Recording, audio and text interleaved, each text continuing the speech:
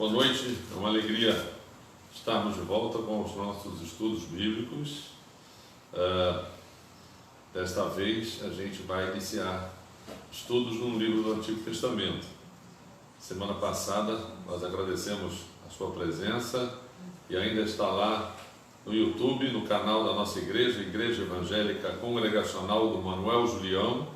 Você pode procurar lá, você vai encontrar o nosso estudo sobre os 165 anos do congregacionalismo no Brasil, do evangelismo pátrio. Os congregacionais são o grupo evangélico mais antigo do Brasil, contada a época do começo sem interrupção. Outros grupos anteriormente haviam iniciado e interrompido o seu trabalho. Os congregacionais são aqueles que começaram, pela graça de Deus, estamos até hoje, estaremos até que Jesus volte. Então nós agradecemos a você ter estado conosco e nesta oportunidade nós vamos começar o estudo de um livro do Antigo Testamento. A gente não tinha dito, mas o livro que a gente quer começar a estudar é o livro de Jó. A gente refletiu sobre essa necessidade no sentido de a gente explorar o que o livro de Jó tem a falar sobre provação, sobre tribulação, sobre sofrimento humano.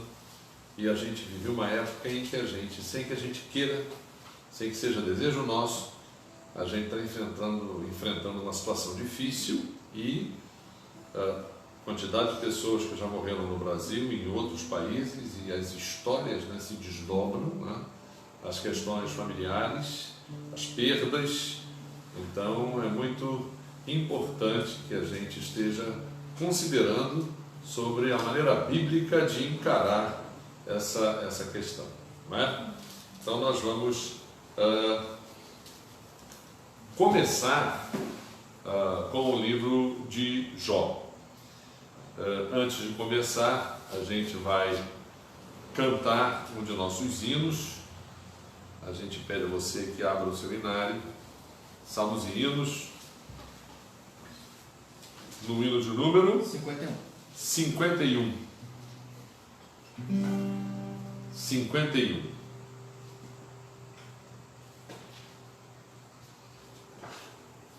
Deus cuidará de ti? É esse o hino que a gente vai cantar nesse momento, lembrando o cuidado que Deus tem conosco em qualquer circunstância. 51, o hino de nosso hinário, hino do pastor Manuel da Silveira Porto Filho. Deus cuidará de ti.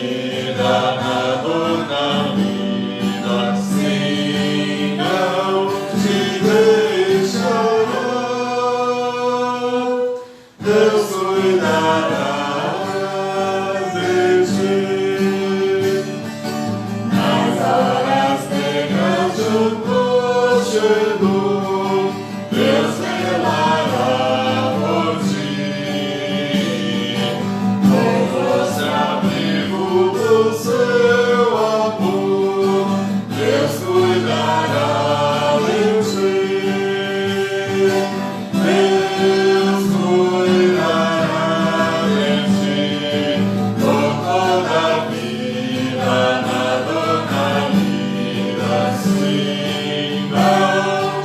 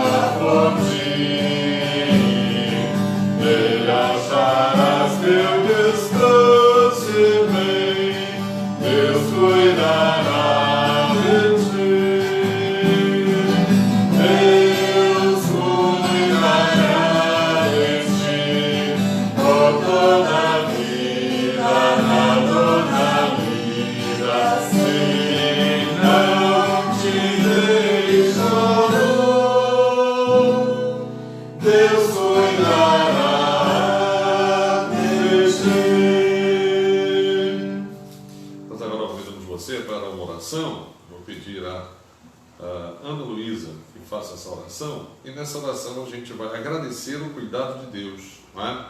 Eu creio que as pessoas, o ser humano é experimentado em provações, né? Em sofrimento às vezes, até fora de época. Às vezes a gente vê sofrimento se refletindo na vida de crianças, não é?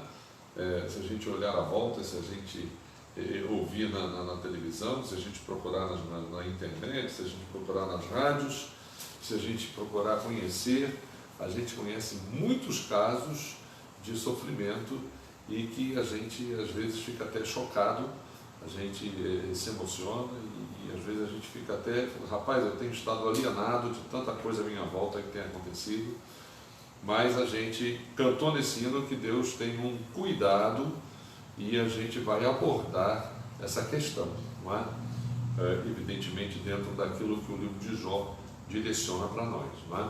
Então nesse momento a gente quer agradecer o cuidado de Deus e mais uma vez pedir consolo, porque nós estamos vivendo uma situação em que irmãos nossos, a gente acabou de mencionar aqui, lá no Rio de Janeiro, um pastor congregacional que perdeu o seu filho e a sua nora. O casal faleceu exatamente contaminados pelo coronavírus.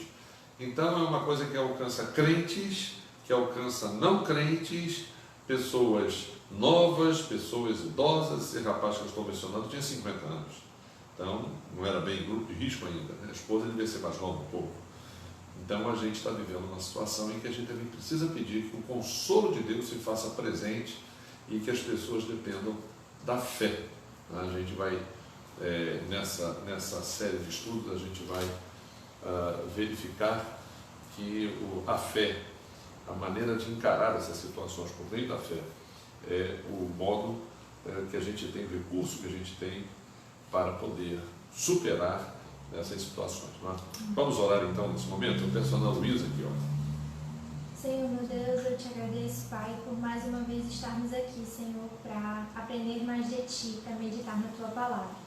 Eu te agradeço, Pai, pelas bênçãos incontáveis que Tu continuas a derramar nas nossas vidas, Senhor. Muitas vezes nós não percebemos, mas Tu tem cuidado de nós nos mínimos detalhes, até em situações que nós não sabemos, Pai. Coisas que poderiam ter acontecido, mas Tu nos livraste, Senhor. E porque confiamos em Ti, sabemos também que estamos seguros, Pai. E eu te agradeço por isso. Te agradeço pelas bênçãos, pela Tua proteção. E te peço, Senhor, que por meio desse estudo a gente possa aprender ainda mais sobre como nós podemos ter confiança em Ti, como nós podemos ter paz, coragem e força, mesmo em meio ao sofrimento e aos momentos de angústia e aflição, Senhor. Eu te agradeço e eu te peço em nome de Jesus. Amém. Amém. Estejam orando pela nossa igreja. Nós estamos retornando aos poucos para as nossas reuniões presenciais, na verdade, por enquanto na casa das pessoas, com pouca gente, não é? A gente sabe sim que as famílias têm tomado todo o cuidado, então a gente vai com famílias da igreja na casa de outras famílias. A gente vai fazer isso também nessa quinta-feira. E orem também pelo nosso ministério na chácara. Hoje nós recebemos o apelo de uma criança que está sentindo falta, não é? Do trabalho que a gente faz lá. Vamos orar, pedir sabedoria a Deus para que a gente possa também retomar, não é? Nós gostaríamos que você acompanhasse a primeira leitura que vamos fazer. Essa primeira leitura que vamos fazer é uma leitura no livro do profeta Isaías. A gente quer fazer hoje uma introdução ao estudo do livro de Jó, né? Para nós definirmos mais ou menos em linhas gerais quais são as abordagens que a gente vai fazer o que o livro de Jó nos sugere. E uma das coisas presentes no livro de Jó é a magnificência de Deus, né? A soberania de Deus, não é? Porque a gente sabe, você já conhece da história de Jó, é a história de um homem em confronto. Ele passou por uma situação terrível na sua vida, a gente já conhece previamente a história dele. Ele perdeu tudo, só não perdeu a vida, mas perdeu os filhos, perdeu os bens e perdeu a sua saúde. Então, tem um trecho do livro que Jó diz assim: eu estou com a pele dos meus dentes, não é? Então, diante de Deus. E a gente vai avaliar, não é? A pequenez nossa, né? A pequenez desse homem Jó diante da grandeza de Deus, né? Então, esse texto que a gente vai ler em Isaías, a gente quer que você acompanhe. Nós vamos fazer aquela leitura aqui de versículo a versículo, leitura alternada. A gente quer que você acompanhe Isaías 40, de 12 a 18. E a gente está usando esse texto do profeta Isaías em função da maneira como ele apresenta Deus nesse texto. Vai estar bem relacionada com a maneira como Deus se apresenta no livro de Jó, ok? Então já é como se fosse uma preparação, não é? Para o que a gente vai encontrar no livro. Isaías 40, de 12 a 18. Eu leio o versículo e a minha congregação lê o versículo seguinte, até o final. Quem na concha de sua mão mediu as águas e tomou a medida dos céus a palmos? Quem recolheu na terça parte de um éfa o pó da terra e pesou os montes em romana e os outeiros em balança de precisão? Quem guiou o Espírito do Senhor, ou como seu conselheiro o ensinou? Com quem tomou ele conselho para que lhe desse compreensão? Quem o instruiu na vereda do juízo e lhe ensinou sabedoria e lhe mostrou o caminho de entendimento? Eis que as nações são consideradas por ele como um pingo que cai de um balde e como um grão de pó na balança. As ilhas são como o pó fino que se levanta. Nem todo o Líbano basta para queimar, nem os seus animais para um holocausto. Todas as nações são perante ele como coisa que não é nada. Ele as considera menos do que nada, como um vácuo. Com que comparareis a Deus? Ou que coisa semelhante confrontareis com ele? Então, esse já é um texto introdutório, não é? Para a nossa abordagem do livro de Jó. Há um hino. Vamos cantar mais um hino, né? Vamos cantar aquele hino Careço de Jesus, que a gente já havia cantado, não é? Na semana passada, e nós vamos repetir, porque, sem dúvida nenhuma, quem se revela a nosso favor nas horas das aflições, nas horas de provação, não é? Quem nos socorre é Jesus, não é? Porque a Bíblia diz que Ele é Deus que se fez homem para experimentar tudo aquilo que o ser humano experimenta, exceto o pecado, não é? Então a gente carece de Jesus. 170 é o hino que nós vamos cantar agora. Acompanhe conosco no seu inário.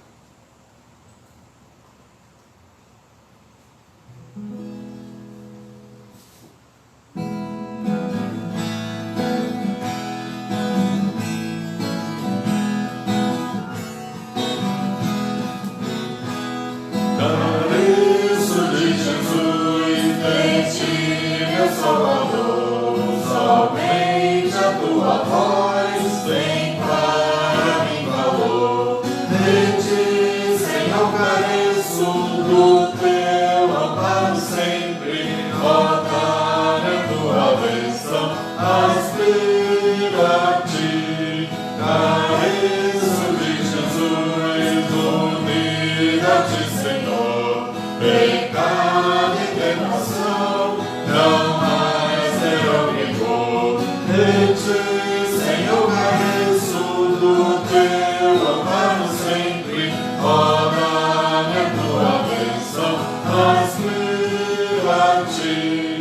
Cabeça de Jesus, vem dar adoração, o gozo de viver em santa retidão.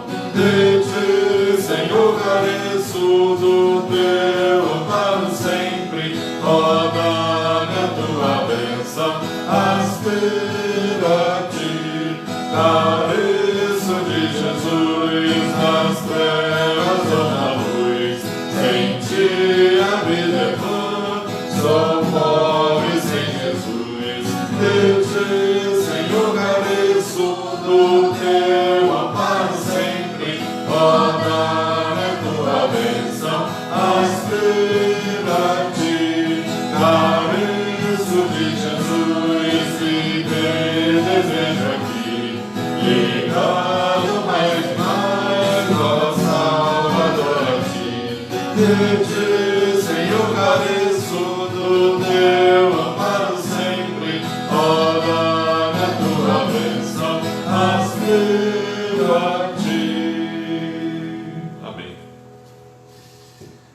Vamos então começar a nossa jornada. Eu gostaria que você abrisse no capítulo 1 do livro de Jó. Nós hoje vamos fazer uma introdução ao estudo, não vai ser propriamente a leitura de um capítulo inteiro, não é?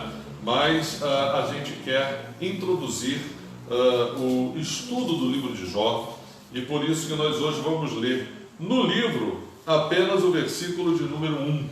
Não é? A gente quer, a partir desse versículo, preparar essa nossa introdução do livro, não é? Jó 1 faz uma apresentação, uma síntese do nosso personagem, né? E essa síntese que esse versículo faz, ela não poderia ser uma síntese mais completa, né, da pessoa de Jó, né? Isso coloca Jó em destaque na sua biografia e aqui nas Escrituras, né? Havia um homem na terra de Uz, cujo nome era Jó, homem íntegro e reto, temente a Deus e que se desviava do mal. Então é essa a apresentação que a Bíblia faz da pessoa de Jó para nós, não é?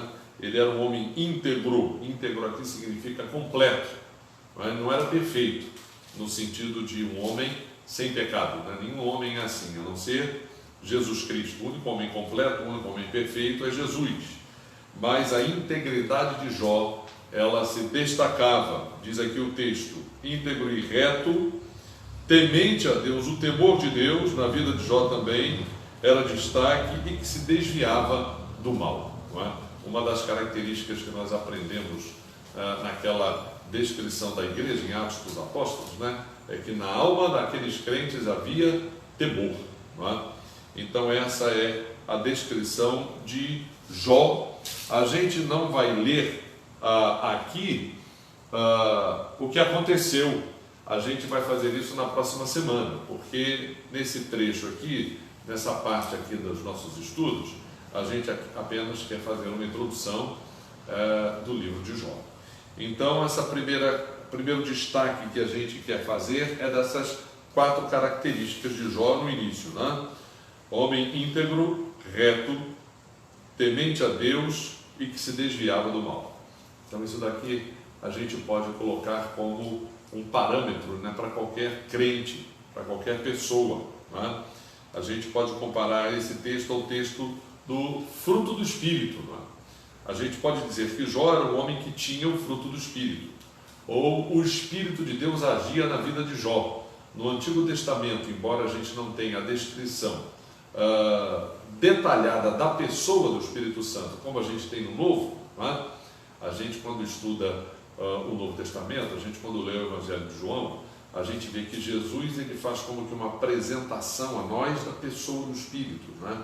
Jesus, ele diz quem é o Espírito. Aliás, o livro de Atos diz que Jesus derrama o Espírito, né?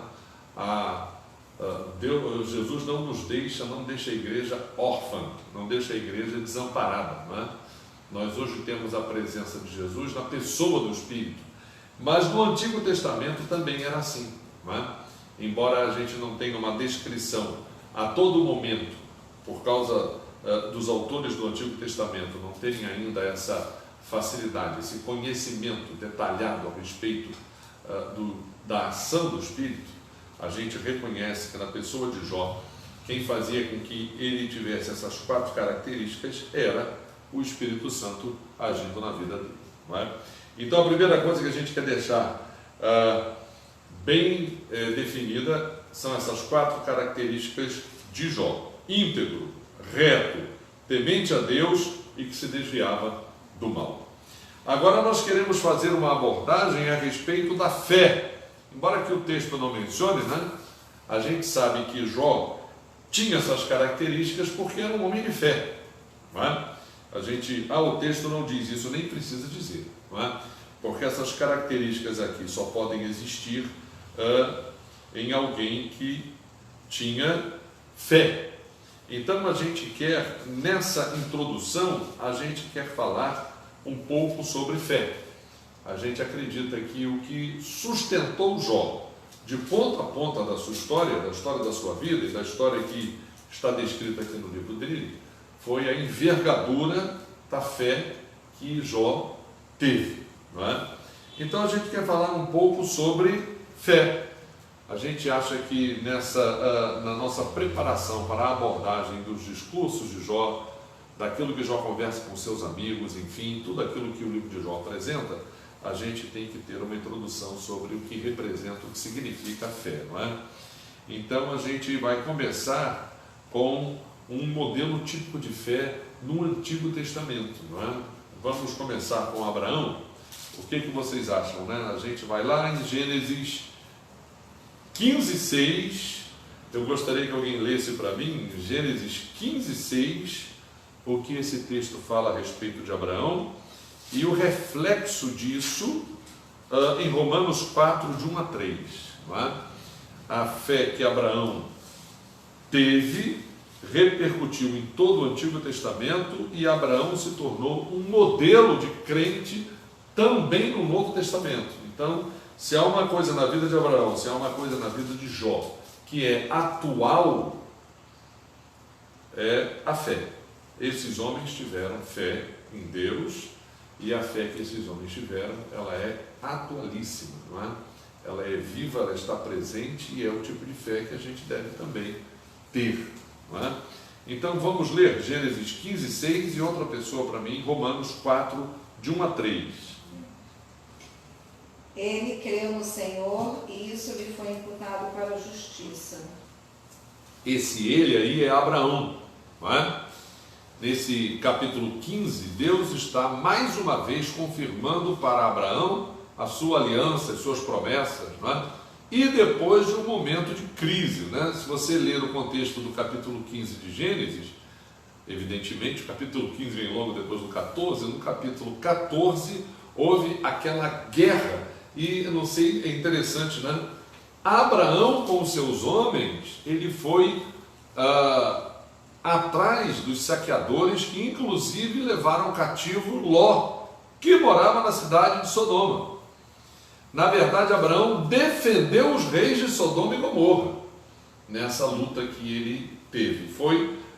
Fez uma guerra de guerrilha, ele esperou aqueles reis que já davam a sua vitória por garantida, e Abraão os perseguiu sem que aqueles reis soubessem, e Abraão caiu de surpresa sobre eles, os derrotou, recuperou Ló, os homens de Ló, os bens daqueles reis, e devolveu, voltou.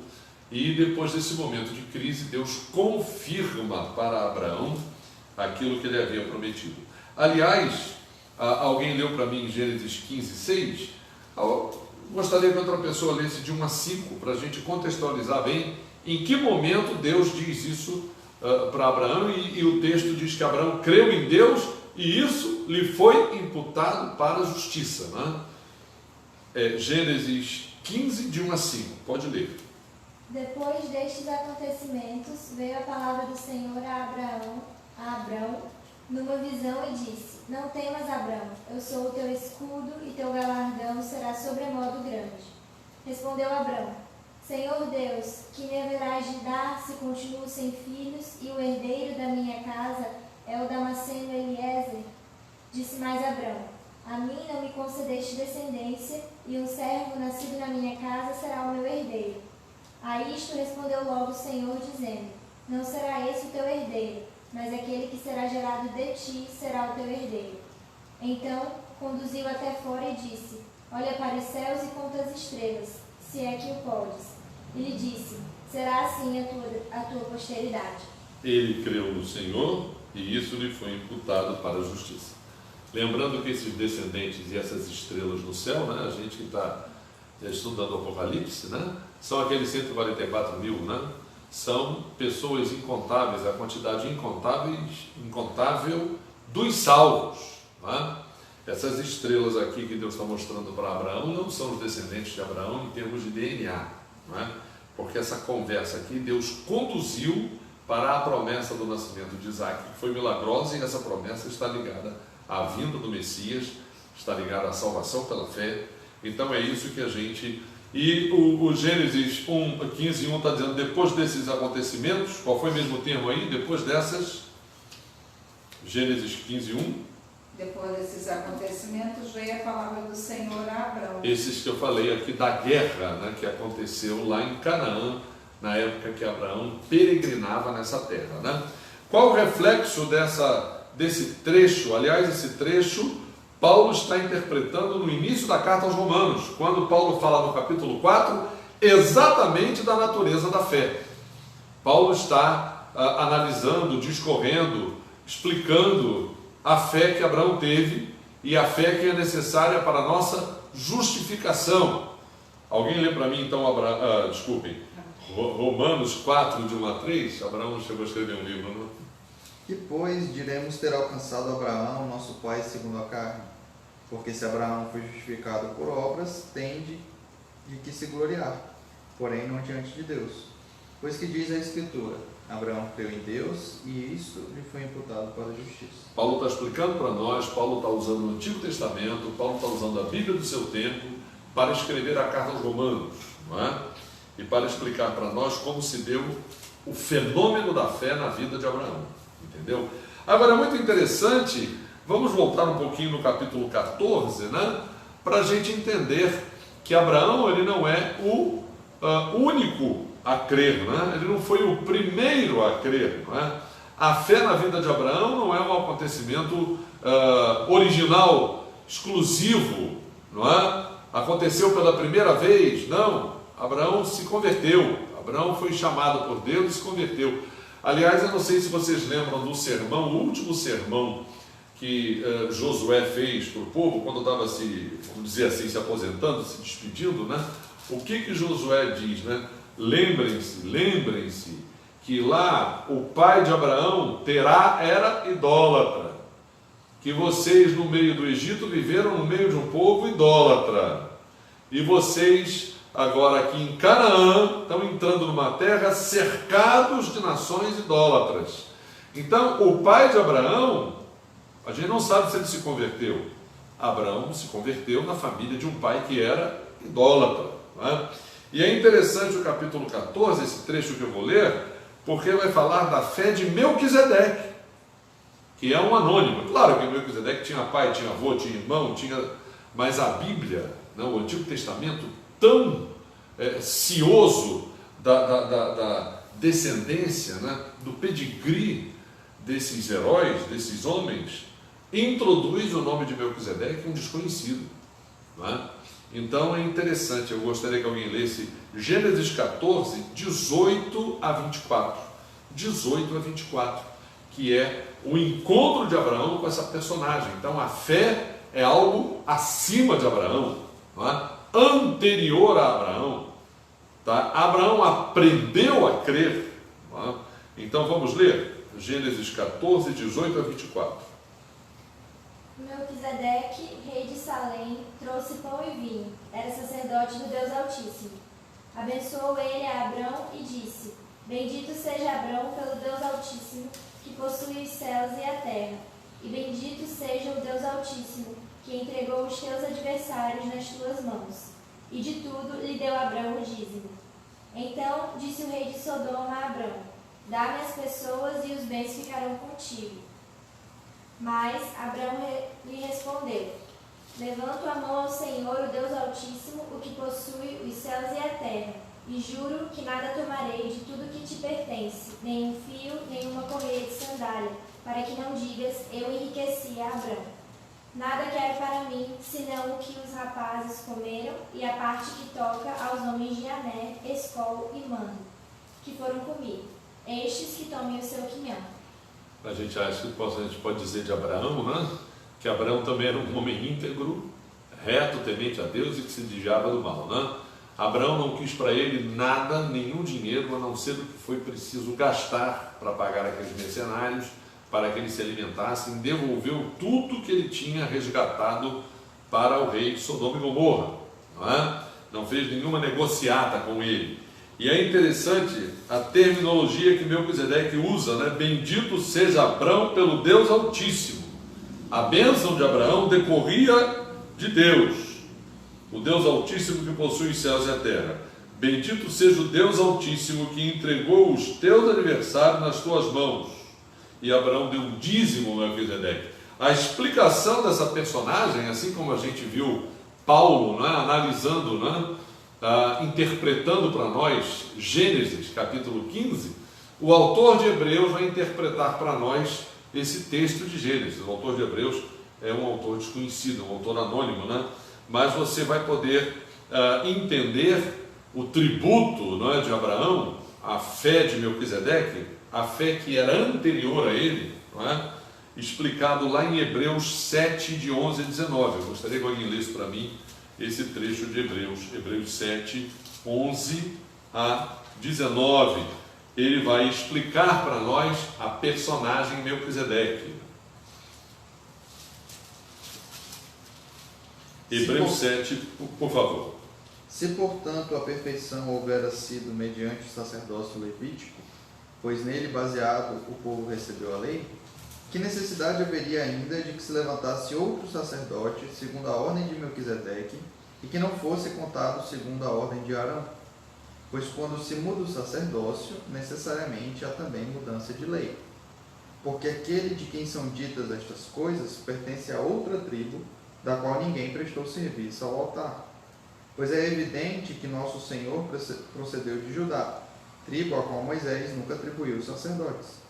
E isto é ainda muito mais evidente quando, à semelhança de Melquisedeque, se levanta outro sacerdote, constituído não conforme a lei de mandamento carnal, mas segundo o poder de vida indissoluto, porquanto se testifica: tu és sacerdote para sempre, segundo a ordem de Melquisedeque. Portanto, por um lado, se revoga a anterior ordenança por causa de sua fraqueza e inutilidade, pois a lei nunca aperfeiçoou coisa alguma, e por outro lado, se introduz esperança superior, pela qual nós chegamos a Deus. Então esse texto é mais interessante ainda porque ele tipifica, né, a pessoa de Melquisedeque como um profeta que anunciava o sacerdócio perfeito, o sacerdócio de Jesus, não é?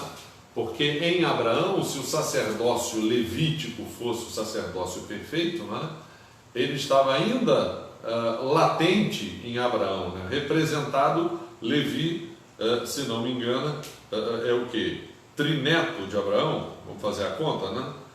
O bisneto de Abraão é Jacó, não é? Não é isso? Neto, né? Então é bisneto. Levi é bisneto de Abraão, né? Então ele é neto de Isaac, filho de Jacó, neto de Isaac e bisneto de Abraão. Então no ventre de Abraão, latente Abraão, estava todo esse sacerdócio, que é um sacerdócio que foi concedido por bênção a Israel, para que por meio desse sacerdócio, né, fosse anunciado o sacerdote perfeito que é Jesus. E o próprio povo de Israel servisse de sacerdócio às nações. É essa a ideia que está lá em Deuteronômio. Paulo adverte bastante o povo de Israel nesse sentido, né? Vocês têm que ser uma nação de sacerdotes. Aliás, é interessante ler isso em Êxodo 19.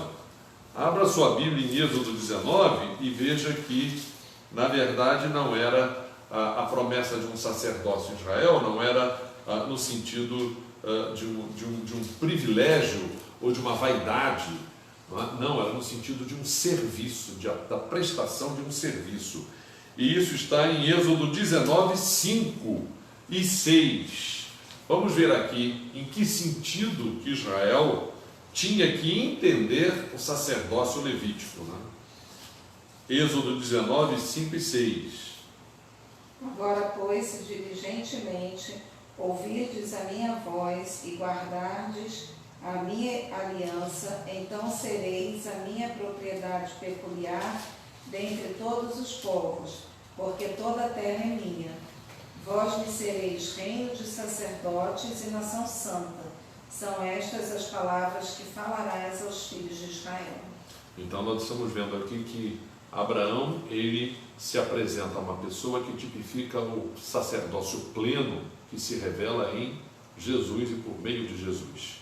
Então a fé, ela não é algo que é novo ou que é originário de Abraão, nem é algo que pertence ao povo de Israel ou pertence somente aos descendentes de Abraão.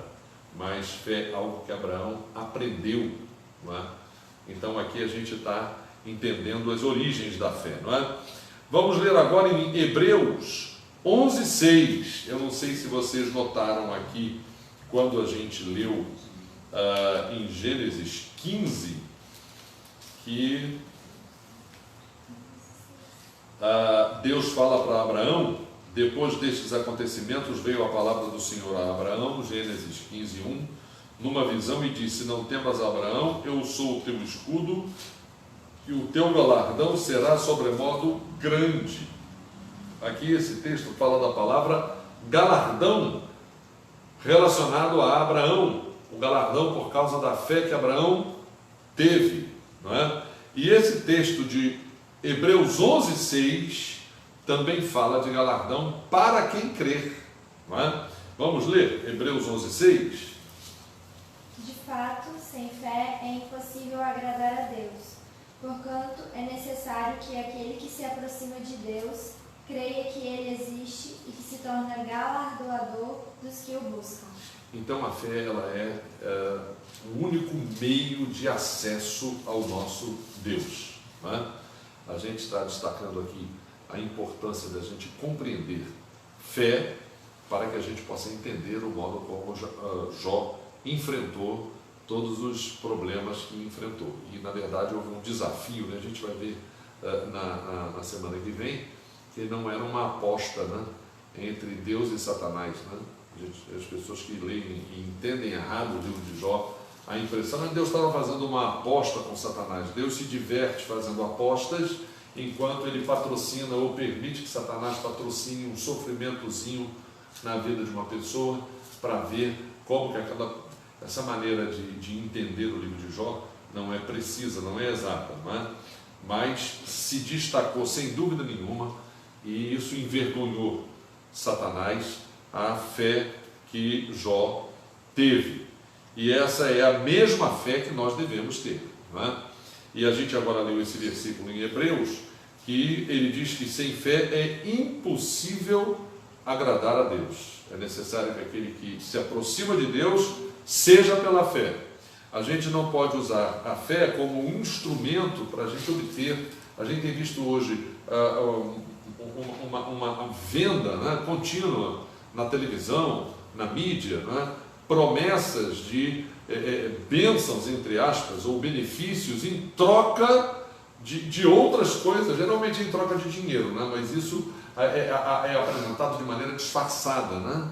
É apresentado de maneira disfarçada, mas esses pregadores de mídia, eles estão falando de uma fé que está a serviço da pessoa, não é, para aquilo que ela precisar. E eles induzem as pessoas a entender daquela maneira como eles estão apresentando, de tal modo que aquele produto que eles estão vendendo, aquela pessoa adquira para si e tome para si e pague por isso, né? A fé, ela não tem essa finalidade, a fé não está a nosso serviço. A fé tem um objeto específico, né? O objeto da nossa fé é Jesus, não é?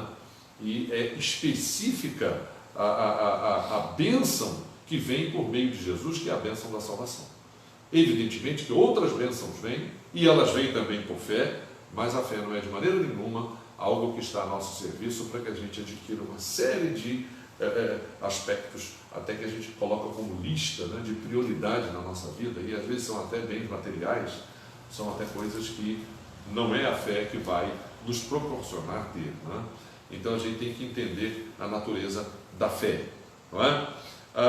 Eu gostaria de ler agora trechos que falam do ponto principal da fé, que é a nossa justificação. Está em Romanos, capítulo 5, 1 e 2. Romanos, capítulo 5, 1 e 2. Eu gostaria que alguém lesse para nós. Justificados, pois, mediante a fé, temos paz com Deus por meio de nosso Senhor Jesus Cristo, por intermédio de quem obtivemos igualmente acesso pela fé, e esta graça na qual estamos firmes e gloriamos-nos na esperança da glória de Deus. Então esse texto é um texto bem claro, não é? Mediante a fé, quer dizer, por meio da fé, nós temos paz com Deus por meio de Jesus Cristo.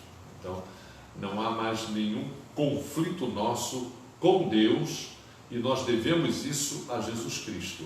E nós devemos isso à nossa fé em Jesus Cristo, em tudo aquilo que Ele realizou. A Bíblia nos informa o que Jesus Cristo realizou, a obra completa que Ele fez, e a Bíblia diz que é necessário que a gente coloque em Jesus a nossa fé, a nossa confiança. E por isso nós temos então paz com Deus e temos acesso, por intermédio de quem diz o texto, Romanos 5:2, por intermédio de quem Jesus obtivemos igualmente acesso pela fé a esta graça na qual estamos firmes.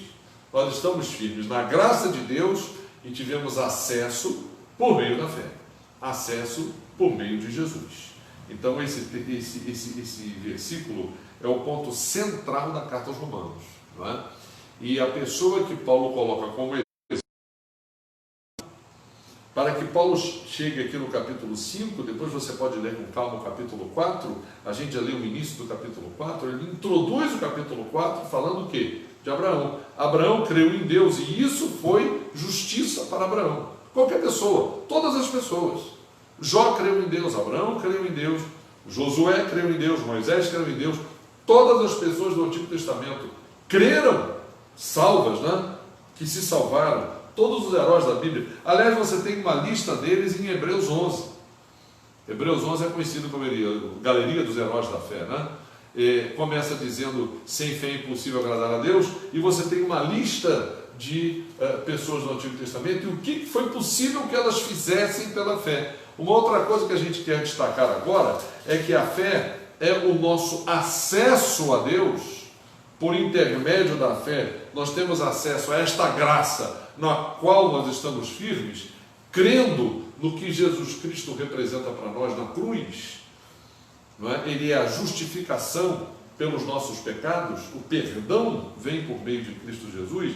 Agora eu quero que a gente entenda a fé como alguma coisa que nos mantém vivendo da maneira como agrada a Deus. A gente dizer que Jó era um homem íntegro, reto, temente a Deus e que se desviava do mal, é porque na vida de Jó a fé estava o quê? Suprindo a sua vida. Ele vivia por fé, ele andava por fé, fazia suas escolhas por fé, e é isso que eu quero que a gente entenda agora. E para isso eu quero que a gente leia Gálatas 2, 19 e 20. Esse texto mostra que a natureza de vida que a gente tem depois que a gente crê em Jesus, ela é uma vida que se vive por meio da fé. As escolhas, as opções, as renúncias, não é? Todos os nossos acertos, não é? Diante de Deus acontecem por causa da nossa vida por meio da fé. Gálatas 2, 19 e 20. Porque eu, mediante a própria lei, morri para a lei a fim de viver para Deus. Estou crucificado com Cristo. Logo, já não sou eu quem vive, mas Cristo vive em mim. E este viver que agora tenho na carne, vivo pela fé no Filho de Deus, que me amou e a si mesmo se entregou por mim. Esse texto é muito interessante porque ele tem assim um encadeamento lógico, né? Paulo, ele certas horas das cartas que ele escreve, ele coloca um encadeamento fácil de entender, né? é um encadeamento lógico. Agora, evidentemente, é fácil de compreender, mas ele só é possível de se obter por meio da ação do Espírito na nossa vida. Então, Paulo diz assim: eu, mediante a lei, não é, morri para a lei. Paulo está dizendo que ele não podia, diante de Deus, ser justo, não é, pelas suas obras, pelo seu modo de ser. Por isso que nós precisamos da fé, por isso que nós precisamos da justificação, porque nós somos homens imperfeitos. Paulo aqui cita a lei de Moisés, ele como judeu, ele como alguém que era até fariseu, não é? Era alguém que perseguia a igreja, era alguém reputado entre os seus iguais como um dos maiores, discípulo de Gamaliel, que era um dos maiores mestres daquele tempo. Ele diz: eu morri para a lei a fim de viver para Deus, estou crucificado com Cristo. O que significa estar crucificado com Cristo? A experiência da vida cristã é essa experiência de modo permanente. A nossa vida cristã permanentemente é estar crucificado com Cristo, porque a Bíblia diz que foi necessário que Cristo morresse para que nele morresse o nosso velho homem e a fé pudesse fazer efeito na nossa vida, não é? Nós pudéssemos vencer o pecado por meio da fé. Então Paulo está dizendo aqui que ele está crucificado logo, quer dizer, decorrente disso, por isso que eu digo que é um raciocínio lógico, né? Logo, isso aqui é uma conjunção, né? Então, explicativa, né? Paulo vai explicar: não sou eu quem vive, Cristo vive em mim, e esse viver que agora tenho na carne, vivo pela fé. Então a vida do crente é uma vida pela fé. A fé não é apenas um instrumento que te converte. A fé, ela vai ser aquilo que vai manter a sua vida, fazer com que você viva em todos os momentos, suprido pela graça, pela misericórdia de Deus, pela orientação do Espírito, não é? Todas as tuas escolhas vão ser assim. Lê para mim o que está escrito em Romanos 14, 23. Parece assim um versículo muito absurdo, né, pelo que ele diz, mas eu quis comparar com Gálatas, esse texto que a gente leu aqui. Falou: esse viver, essa minha vida, esse viver que eu vivo pela fé. Tudo que eu faço é pela fé. Então o que diz Romanos 14, 23? Mas aquele que tem dúvidas é condenado a se comer, porque o que faz não provém de fé. E tudo que não provém de fé é pecado. Essa última frase que eu gosto de lembrar, não é? Porque ela é uma definição geral, genérica do que é pecado. Tudo o que não provém de fé. Então, se alguma coisa na minha vida não provém de fé, se alguma coisa na minha vida, né, não provém do estar crucificado com Cristo, se alguma coisa na vida de cada um de nós não provém essa vida que eu vivo pela fé, então é pecado. Então a gente, quando assim olha para a vida de Jó, que a gente está colocando aqui no foco, né, a gente compreende que na vida de Jó, todos os seus passos, todas as suas decisões eram resultado da sua fé. Ele era alguém justificado pela fé, ele era alguém que dependia da fé, ele era alguém que teve acesso a Deus por meio da fé, e todas as escolhas, todas as decisões, a gente vai ver na semana que vem algumas decisões que ele tomou, até a sua própria esposa o interpelou e o colocou em xeque, como que dizendo: olha, se tudo que você tinha você perdeu, e agora até a saúde você perdeu, não te resta mais nada, parece que Deus esqueceu de você, amaldiçoa Deus e morre, não é? Então Jó respondeu como alguém que crê, como alguém que estava firme nas suas convicções, não é? Eu quero agora que a gente leia alguns textos para terminar a nossa jornada nessa terça-feira, nesse estudo inicial. Eu gostaria de ler alguns textos que enfocam a maneira bíblica de entender o sofrimento, não é? A gente vai abordar lá no livro de Jó, como Jó reagiu por meio da fé ao sofrimento ao qual ele se viu submetido, todas as circunstâncias de sofrimento diante das quais ele esteve. Então eu quero começar por um salmo que aparentemente reforça o argumento dos amigos de Jó, não é? Eu já disse aqui que a gente conhece mais ou menos a história de Jó. A gente agora vai ter um mergulho detalhado, não é? Capítulo a capítulo, mas a gente conhece mais ou menos a história de Jó e a gente conhece os argumentos dos amigos de Jó, que estavam dizendo para ele que tudo aquilo que acontecia com ele era uma punição de Deus. Por alguma razão, Jó havia pecado, e por ter pecado, por isso que Jó estava sofrendo. Então, na mentalidade dos amigos de Jó, o sofrimento que ele tinha era decorrente de algum pecado oculto, de alguma coisa que ele tinha. Então, o Salmo 73, nós não vamos ler todo, vamos ler apenas do versículo 1 ao versículo 14.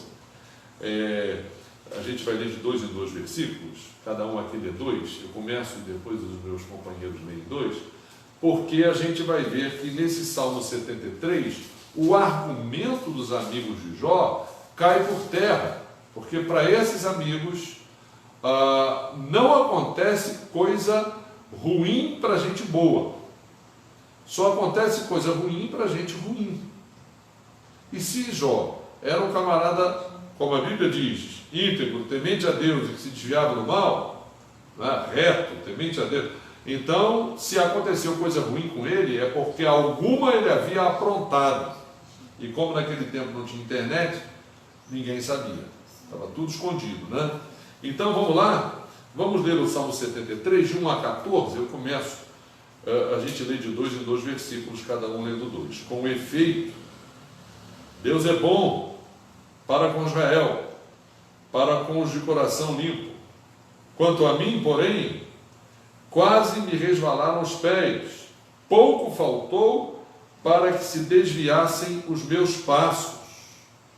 Pois eu invejava os arrogantes ao ver a prosperidade dos perversos. Para eles não há preocupações, o seu corpo é sadio e nédio. Não partilham das canseiras dos mortais, nem são afligidos com os outros homens. Daí a soberba que os cinge como um colar, e a violência que os envolve como um manto. Os olhos saltam-lhes da gordura, do coração brotam-lhes fantasias. Motejam e falam maliciosamente, da opressão falam com altivez. Contra os céus desandam a boca, e a sua língua percorre a terra. Por isso o seu povo se volta para eles, e os tem por fonte de que bebe a largos sorvos. E diz, como sabe Deus? Acaso há conhecimento no Altíssimo? Eis que são estes os ímpios, e sempre tranquilos aumentam suas riquezas. Com efeito, inutilmente conservei puro o coração e lavei as mãos na inocência, pois de contínuo sou afligido e cada manhã castigado. A síntese do que a gente leu, né, está nesses 3 versículos finais, né? O salmista veio discorrendo, esse salmista aqui, esse salmo é um salmo de Asaf, não é de Davi, é um salmo de Asaf, e ele veio discorrendo sobre o fato de que, na verdade, os ímpios se dão muito bem, aqueles que não são justos se dão muito bem, e ele, coitado dele, ele diz no versículo 2, né? Deus pode ser bom para Israel, quanto a mim, quase me resvalaram os pés. Ele foi tentado a considerar que Deus havia se esquecido dele e que era melhor que ele fosse igual aos ímpios para se dar bem. Então esse argumento é o argumento inverso dos amigos de Jó, tá? E aqui está a síntese, né? Eis que são estes os ímpios. Ele fez uma descrição dos ímpios e ele diz, é isso aí que eu falei, sempre tranquilos, os ímpios estão sempre tranquilos, aumentam suas riquezas. Aí ele diz assim, a tentação a qual ele foi submetido, né? Com efeito, inutilmente conservei puro coração, lavei as mãos na inocência. Foi inútil isso, né? Pois de contínuo sou afligido, a cada manhã castigado. Então, eu sou um justo e eu sou de contínuo afligido, e a cada manhã eu sou castigado. Depois a gente pode ler a continuação desse salmo, você mesmo pode ler, não é? Mas não se preocupe não, que o salmista continuou firme na fé, continuou sendo alguém justo e justificado pela fé. Mas esse salmo derruba a argumentação dos amigos de Jó de que coisas ruins só acontece a pessoas ruins. Aqui nós temos pessoas reprováveis, tranquilas, sendo abençoadas, sobrando para eles riqueza, dinheiro, tranquilidade. E aqui ainda tem um detalhe: as pessoas, o seu povo se volta para eles e os tem por fonte de que bebe a largos sorvos. Eles fazem escola. As pessoas aclamam essa gente, né? Bajulam essa gente. É isso que o salmista está dizendo aqui. Para terminar, vamos dar uma olhada nos textos que a Bíblia fala, o que a Bíblia diz sobre as provações. Eu gostaria que alguém lesse logo um texto de 2 aos Coríntios, no início, né? Para que a gente possa saber qual é a fonte. Isso Jó, ele vai, num dos textos do livro dele, a gente vai chegar lá, não é? Jó vai nos dizer isso com palavras de alguém que profetiza isso no Antigo Testamento. Mas o Novo Testamento, ele vai dizer isso de maneira direta. Não é? Eu quero que alguém leia para mim 2 aos Coríntios 1, o 3 e o 4. Aliás, é 3 a 5. 3, 4 e 5. 2 aos Coríntios 1, 3, 4 e 5, não é? Esse texto é o que a Escritura tem a dizer a respeito da provação, da tribulação, do sofrimento. Bendito seja o Deus e Pai de nosso Senhor Jesus Cristo, o Pai de misericórdias e Deus de toda consolação. É Ele que nos conforta em toda a nossa tribulação, para podermos consolar os que estiverem em qualquer angústia, com a consolação com que nós mesmos somos contemplados por Deus. Porque assim como os sofrimentos de Cristo se manifestam em grande medida a nosso favor, assim também a nossa consolação transborda por meio de Cristo. Então esse texto ele diz com toda a clareza, não é, que Deus, ele é um Deus de misericórdia e é um Deus de consolação. Seja bendito por isso, né? Ele nos conforta em toda a nossa tribulação. Aqui em casa já passou por tribulação. Minha esposa já foi para o Rio de Janeiro para acompanhar os momentos finais do pai dela. Eu já fui para o Rio de Janeiro para acompanhar os momentos finais da minha mãe. E nessa pandemia que a gente está enfrentando, muitas pessoas estão passando por problemas assim. A gente agora, um mês atrás mais ou menos, né, 1 mês e meio atrás, o nosso caseiro, a filha dele veio de Belém do Pará aqui para Rio Branco, Acre, sem saber. Mas quando chegou aqui, acompanhou os últimos momentos do pai dela. Então, essa tribulação, quem nos conforta é Deus que nos conforta em toda a nossa tribulação. Ainda diz assim, para podermos consolar os que estiverem em qualquer angústia, com a consolação com que nós mesmos somos contemplados por Deus. O sofrimento é solidário, não é? Acontece com todas as pessoas, e a Bíblia nos diz que quando acontecer conosco, a gente tire conclusões, a gente aprenda, a gente supere e ajude as pessoas que vão ter esse mesmo problema, essa mesma tribulação, com a mesma consolação com que nós fomos consolados. Aí o 5 vai dizer de onde vem. Os sofrimentos de Cristo se manifestam em grande medida a nosso favor. Assim também a nossa consolação transborda por meio de os sofrimentos de Jó, eles não são a meu favor. Os sofrimentos de Jó não foram nem a favor dele. Os sofrimentos de Cristo é que são a nosso favor e a nossa consolação transborda por meio de Cristo.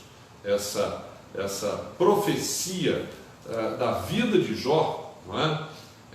Jó também tipifica a pessoa de Jesus, porque Jesus sofreu para que Jó pudesse, mesmo Jesus Cristo ainda não tendo vindo ao mundo, né? É por meio de Jesus Cristo que os sofrimentos nossos, eles são consolados, não é?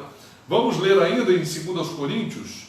Eu gostaria de ler outro trecho no capítulo 4, 2 Coríntios 4, 16 a 18. É um outro trecho da carta que fala de tribulação.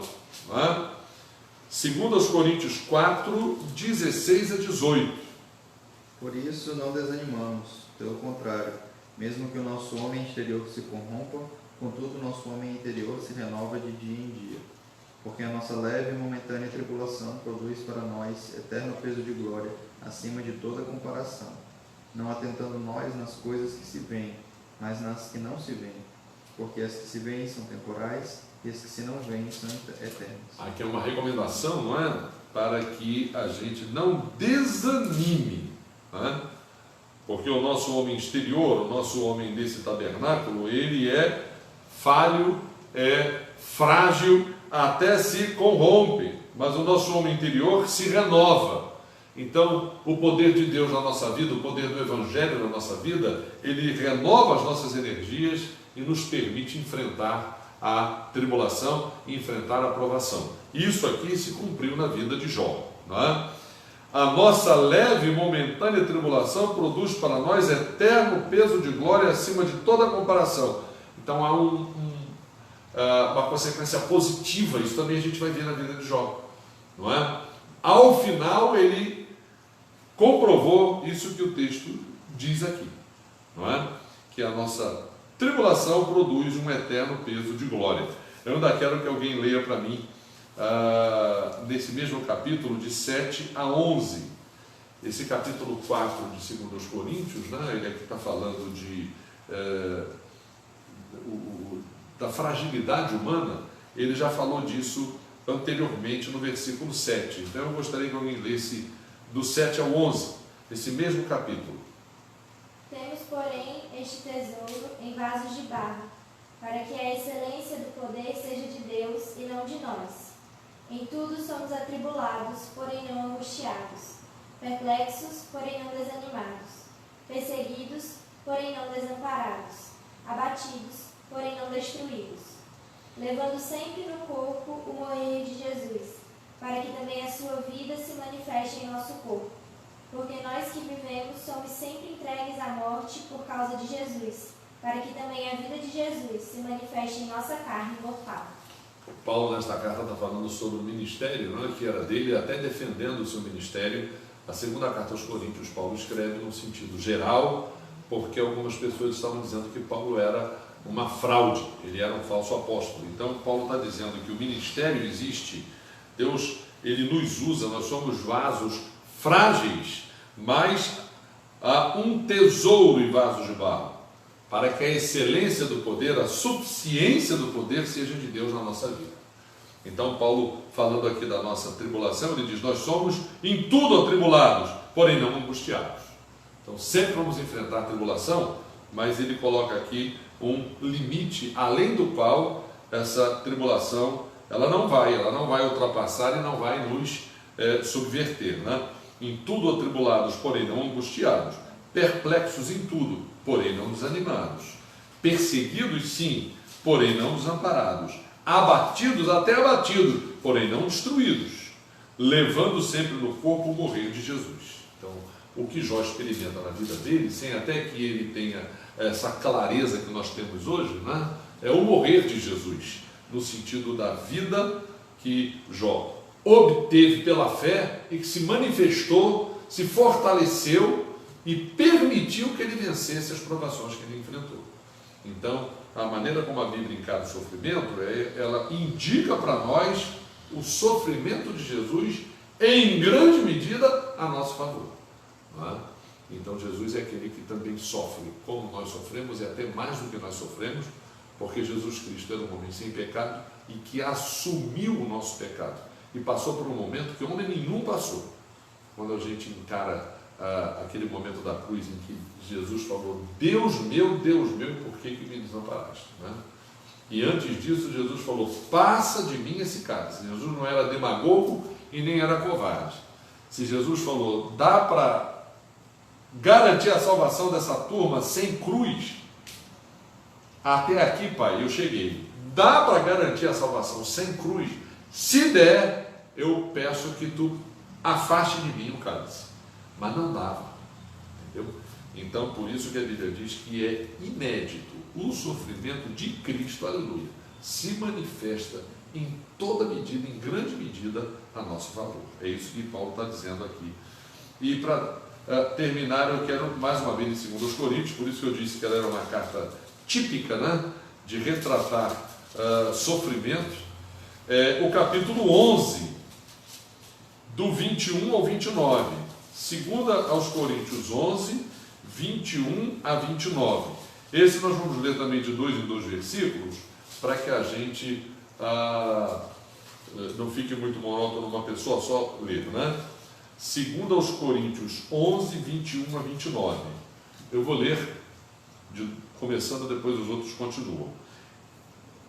Ingloriamente o confesso, como se fôramos fracos, mas naquilo em que qualquer tem ousadia, com insensatez o afirmo, também eu a tenho. São hebreus, também eu. São israelitas, também eu. São da descendência de Abraão, também eu. São ministros de Cristo, falo como fora de mim. Eu ainda mais, em trabalhos muito mais em prisões, em açoites sem medida, em perigos de morte muitas vezes. 5 vezes recebi dos judeus uma quarentena de açoites menos 1. Fui 3 vezes fustigado com varas, uma vez apedrejado, em naufrágio 3 vezes. Uma noite e um dia passei na voragem do mar, em jornadas muitas vezes, em perigos de rios, em perigos de salteadores, em perigos entre patrícios, em perigos entre gentios, em perigos na cidade, em perigos no deserto, em perigos no mar, em perigos entre falsos irmãos. Em trabalhos e fadigas, em vigílias muitas vezes, em fome e sede, em jejum muitas vezes, em frio e nudez. Além das coisas exteriores, há que pese sobre mim diariamente a preocupação com todas as igrejas. Quem enfraquece, que também eu não enfraqueça? Quem se escandaliza, que eu não me inflame? Se tenho de gloriar-me, gloriar-me-ei no que diz respeito à minha fraqueza. Então aqui Paulo está dizendo, não é, o que ele experimentou em termos de autenticidade do seu ministério, em termos de provações, em termos de tribulação. Não é? Então não é verdade que coisas ruins não acontecem com pessoas boas. Não é? Coisas ruins podem acontecer com pessoas boas, né? E não são coisas ruins, não é? Porque são aspectos da nossa condição humana, entendeu?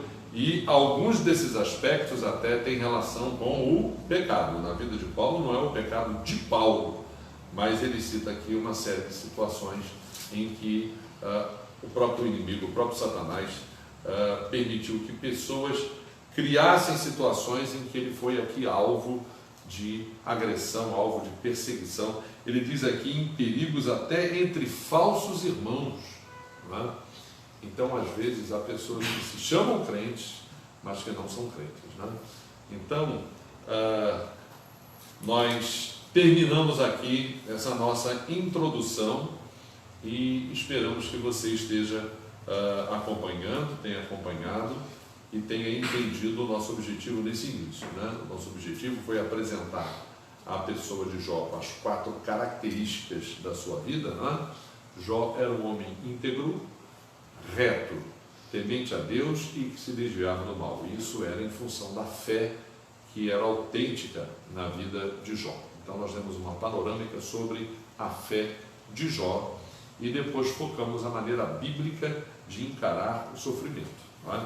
Nós vamos caminhar dentro dessa linha de raciocínio e na próxima semana a gente continua com a leitura dos primeiros capítulos do livro de Jó, capítulos 1 e 2, para que a gente possa prosseguir na nossa abordagem. Vamos orar? Algum pedido de oração que alguém tenha? Não é? Nós nos despedimos e agradecemos a sua audiência. Esteja conosco no próximo domingo. Vá lá no nosso canal do YouTube, Igreja Congregacional do Maranhão Julião, dê o seu like. A gente está quanto mesmo? 500 mil. A gente ia falar de 1 milhão, mas a gente está assim, achou que foi assim, muito da nossa parte. Então nós estamos querendo 500 mil, tá? Então a gente diminuiu um pouquinho, né? Já estamos em 62. Que bom, que bom. Temos uma porcentagem aí, depois a gente diz qual é, porque de cabeça eu não consigo calcular o percentual, tá bom? Senhor, muito obrigado por esse momento e pela proposta que a gente tem de abordar um livro que destaca para nós o calibre de fé de um personagem da Bíblia. Mas diante de uma situação, Senhor, que nem sempre é fácil para nós enfrentarmos. Estamos vivendo agora um momento em que muitas pessoas estão diante do sofrimento. Então a gente espera, Senhor, que a gente, por meio do estudo do livro de Jó, a gente aprenda, Senhor, como enfrentar essas situações e como vencer nessas circunstâncias. Nós agradecemos, nós oramos em nome de Jesus. Amém. Amém.